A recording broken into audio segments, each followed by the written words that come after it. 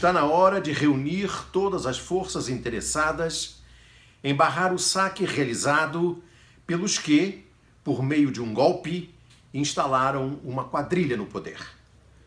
Os militares são, ou deveriam ser, guardiões da soberania nacional, hoje vilipendiada pelo desmonte e assalto ao tesouro do pré-sal e a toda a cadeia do petróleo para entregar seus ativos a empresas estrangeiras a preço de banana.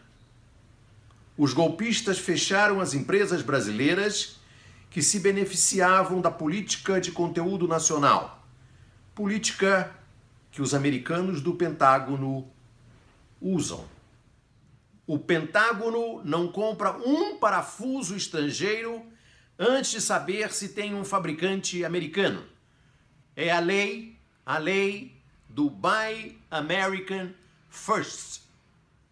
É a mesma política que a Alemanha, a Rússia, a China mantêm de forma implacável. Os militares brasileiros foram atingidos pela destruição e criminalização do programa nuclear brasileiro. O submarino nuclear, para defender o pré-sal, corre o risco de afundar nas águas de Angra dos Reis. Os militares brasileiros foram atingidos pelo descontrole na vigilância das comunicações. Os americanos espionam a presidência da República Petrobras quando e como querem. E, para alarme geral, são atingidos pela inédita presença de assessores americanos em manobras militares e de assistência humanitária na Amazônia. Se os americanos instalarem bases militares na Venezuela, no Peru e na Colômbia, o Brasil não terá, na Amazônia, forças para dissuadir os americanos dessa ameaça à soberania nacional. E como disse no Senado o chefe do Exército, General Vilas Boas, o Brasil tem sim que ser potência. E como diz ele, o Brasil está perdendo a identidade, a autoestima. Prevalece, digo eu, a ideologia da dependência, a prática de tirar os sapatos para os americanos. O Exército brasileiro, as Forças Armadas brasileiras estão desdentadas e maltratadas. O contínuo do gabinete de um senador ganha o mesmo que um coronel do Exército. Um juiz de carreira ganha no Rio de Janeiro R$200 mil por mês. E um general de exército ganha por mês R$12 mil. Os militares são grandes interessados e ativos participantes do desenvolvimento de uma política científica e industrial soberana que defenda os interesses estratégicos do país diante da ganância e das ameaças externas aos nossos abundantes recursos. Disse o general Vilas Boas no Senado, a Amazônia tem 23 trilhões de dólares em recursos naturais. Por isso, a Amazônia tem que ser nossa.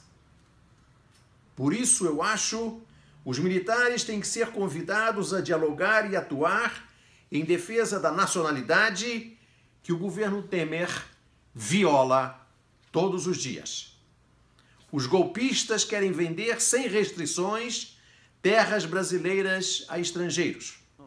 Brevemente, como diz o senador Requião, milícias mercenárias estrangeiras vão ocupar o território nacional para proteger as glebas de terras estrangeiras no território nacional.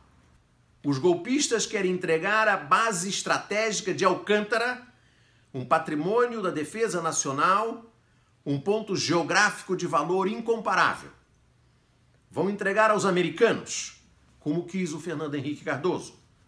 O mesmo Fernando Henrique Cardoso que, sem receber nada em troca, assinou o Tratado de Não Proliferação das Armas Nucleares e tirou o Brasil do jogo das potências.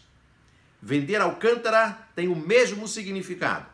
Significa renunciar ao desenvolvimento interno das tecnologias de produção e lançamento de foguetes e satélites. As Forças Armadas brasileiras estão condenadas a limitar o alcance de seus mísseis. Teremos direito a mísseis de micro alcance. O Brasil está na rabeira dos países que investem em defesa em relação à sua economia. Na rabeira em relação aos países da América do Sul, o que é um escárnio. Isso não tem nada a ver com uma intervenção militar como houve em 1964.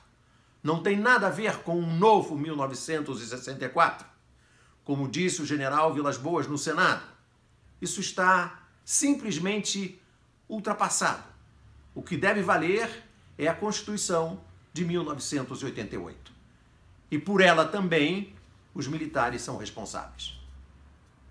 Mas os militares devem sim ser convidados a integrar e participar e intervir num movimento nacionalista que promova crescimento, justiça e soberania. Um Brasil com S. Brasil com S.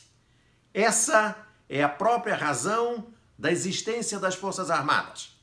E finalmente digo eu: brava gente!